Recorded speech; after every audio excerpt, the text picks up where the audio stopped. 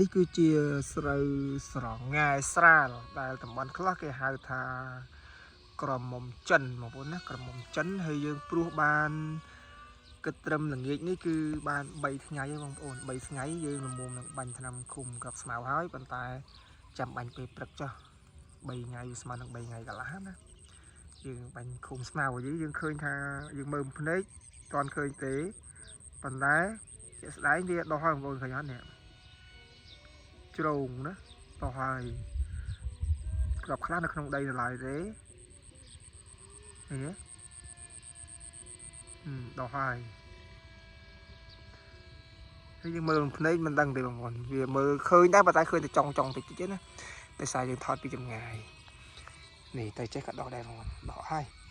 ព្រោះថ្ងៃមុនបងប្អូនដីមហត្តាប៉ុន្តែដីពិបាកធ្វើអានេះដីនេះវាចោតខណោះខ្ពស់ចឹងមកនេះទៀបនោះជំរឿខណោះបងប្អូនជំរឿខណោះណាហើយយើងឃើញថាវាដោះហើយស្អែកយើងព្រលឹមឡើងយើងឲ្យកម្លាំងមកយើងមកបាញ់ញ៉ាំឃុំកັບស្មៅនេះឃើញទេដោះនេះដោះច្រើនបងប្អូនដោះច្រើនងាយដោះដែរខែនេះវាក្តៅគ្រប់គ្រាន់បងប្អូនដោះហើយណាមួយយើងបោះទឹកដាច់លឿនបងប្អូនយើងមានវះទឹករបស់យើងត្រឹមត្រូវណាដោះវះទឹកត្រឹមត្រូវបងប្អូនអញ្ចឹងដាក់ឈូមកទៅអស់លីងទៅក្រោមនោះ